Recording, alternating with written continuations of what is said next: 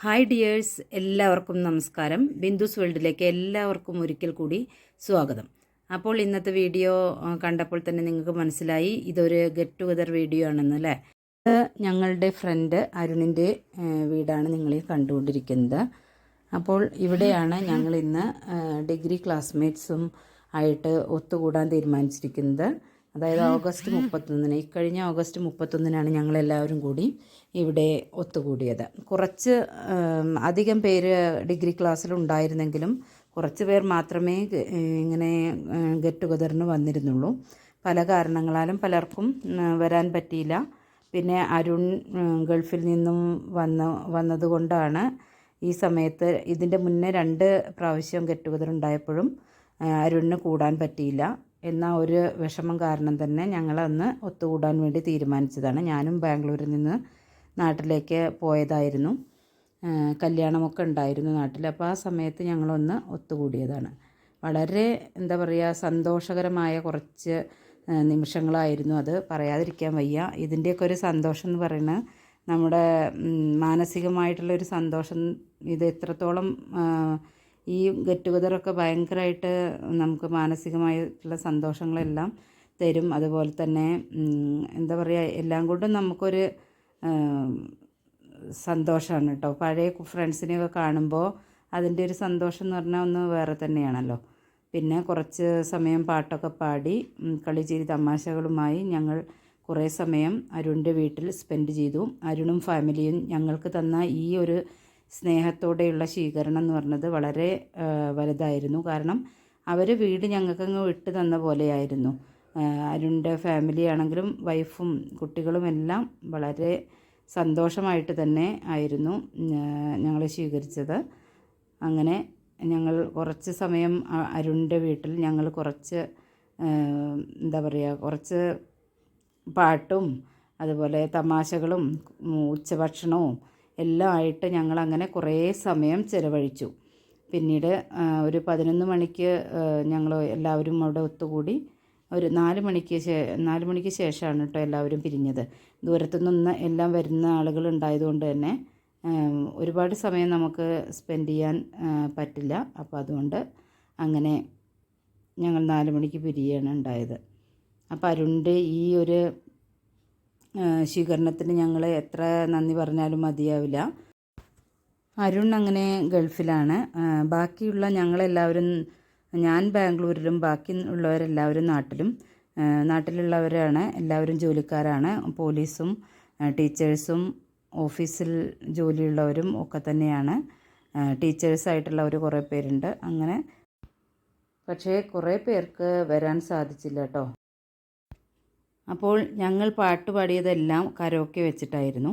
Karaoke വെച്ചിട്ട് യൂട്യൂബിൽ പാടിയാൽ YouTube നമുക്ക് പണി തരും. അതുകൊണ്ട് തന്നെ ആ പാട്ട് ഇതിൽ ഇൻക്ലൂഡ് ആക്കാൻ പറ്റിയിട്ടില്ല. ഞാനൊന്ന് ഒരു പാട്ട് പാടി അത് എൻ്റെ 2 വരി ഞാൻ നിങ്ങൾക്ക് വേറെ ഇവിടെ മാണിക്യ വീണയുമായൻ മനസ്സിൻ്റെ താമരപ്പൂവിലുണർന്നവളെ പാടുകില്ലേ വീണമീട്ടുകില്ലേ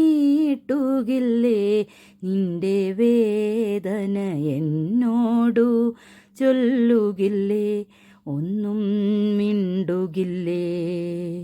മാണിക്യ വീണയുമായൻ മനസ്സിൻ്റെ താമരപ്പൂവിലുണർന്നവളെ പാടുകില്ലേ വീണമീട്ടുകില്ലേ നിന്റെ വേദന എന്നോടു ചൊല്ലുകില്ലേ ഒന്നും മിണ്ടുകില്ലേ. പൂർവനേരിന്റെ നിറവാണിതോണം ഓർക്കുവാനെന്തെങ്കിലും വേണമെന്നുള്ള വാക്കിന്റെ നിറവാണിതോണം ഓർമ്മയ്ക്കു പേരാണിതോണം. ഇല്ലായ്മ കൊല്ലാത്ത യൗവനങ്ങൾ മുറ്റത്തെ മുക്കുറ്റി മുത്തകങ്ങൾ മുഷ്ടിക്കരുത്താൽ മുഖം ചതഞ്ഞാത്മാവ് നഷ്ടപ്പെടാതൊത്ര സഞ്ചയങ്ങൾ ഓർമ്മയ്ക്കു പേരാണിതോണം. നശായ तो नहीं मगर हंसी जब से देखा मैंने तुझको मुझको शायरी आ गई न शायर तो नहीं വൈശാഖ സന്ധ്യേ നിൻ ചുണ്ടിലെന്റെ അരുമ സഖിതൻ അധര കാന്തിയോ ഓമലേ പറയൂ നീ വിണ്ണിൽ നിന്നും പാറി വന്ന ലാവണ്യമേ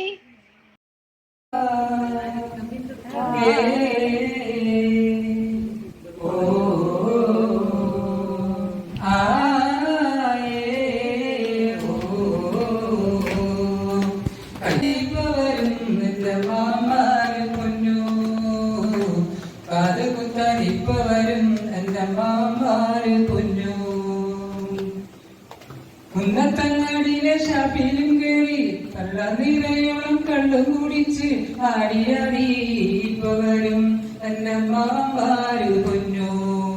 കുന്നത്തങ്ങാടിയിലെ ഷാപ്പിലും കേറി കള്ളനിരയോളം കള്ളും കുടിച്ച് ആടിയാടി ഇപ്പൊ വരും എന്നമ്മാര് പൊന്നു. ആ